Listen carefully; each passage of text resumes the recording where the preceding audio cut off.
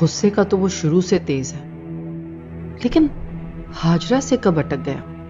और सुहेल, उसने क्यों हाजरा से कहा कि महापारा से माफी मांगे? हाजरा जो कुछ महापारा के बारे में कह रही थी वो सच तो नहीं? कहीं ऐसा तो नहीं कि महापारा ने रायत के कहने पर सुहेल से कुछ कह दिया? अगर ऐसा है तो ये महापारा के लिए गलत होगा। नहीं, मैं महापारा को किसी खेल का हिस्सा नहीं बनने दूंगी।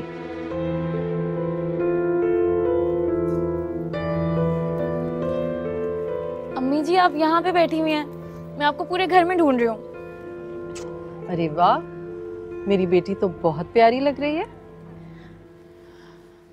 अम्मी जी, भाभी पार्लर से आ गई? हाँ, आ गई। वो मुझे तो पार्लर लेके नहीं गई, मैंने भी तो उनके साथ जाना था ना।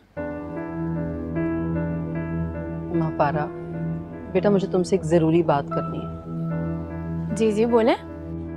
देखो, रायत थोड़ा गुस्से का तेज है, जज्बाती है और कभी कभी गुस्से में बहुत उल्टा सीधा भी बोल जाता है, लेकिन जरूरी तो नहीं कि उसकी हर बात मानी जाए। क्या मतलब?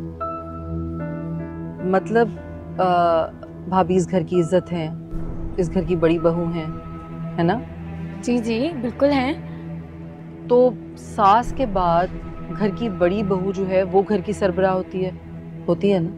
बिल्कुल होती हैं। तो अगर घर का सरबराह छोटों को कुछ दे तो उसका शुक्रिया अदा करना चाहिए या उससे शिकायत करनी चाहिए? शुक्रिया अदा करना चाहिए अम्मी जी। है ना? तो बस आइंदा ख्याल रखना, मैं कभी भी तुम्हारे मुंह से भाभी के लिए कोई बुरी बात ना सुनूं। आप ये सब कुछ मुझे क्यों बोल रही हैं अम्मी जी? मैंने क्या किया है? तुमने क्या करना है? लेकिन देखो, सुहेल से कोई उसकी बीवी के बारे में बात करेगा तो उसे बुरा लगेगा ना। लेकिन अम्मी जी, सुहेल भाई से भाभी के बारे में कोई बात क्यों करेगा? तुमने की ना बेटा। बेशक तुमने नेकलेस वाली बात सुहेल से अच्छे दिल से की थी और उसने तुम्हारी बात का मान भी रखा, लेकिन सुहेल को ये बात अच्छी नहीं लगी। ये बात आपको सुहेल भैया ने कही है? और कौन कहेगा? देखो, कल भाभी ने तुम्हें इतने सारे पैसे दिए, तुमने उनका शुक्रिया अदा किया? जी। देखो, तुम भाभी की मोहब्बत की कदर करोगी तो भाभी खुश होंगी, और भाभी खुश होंगी तो सुहेल को अच्छा लगेगा। आखिर वो दोनों अलग थोड़ी हैं।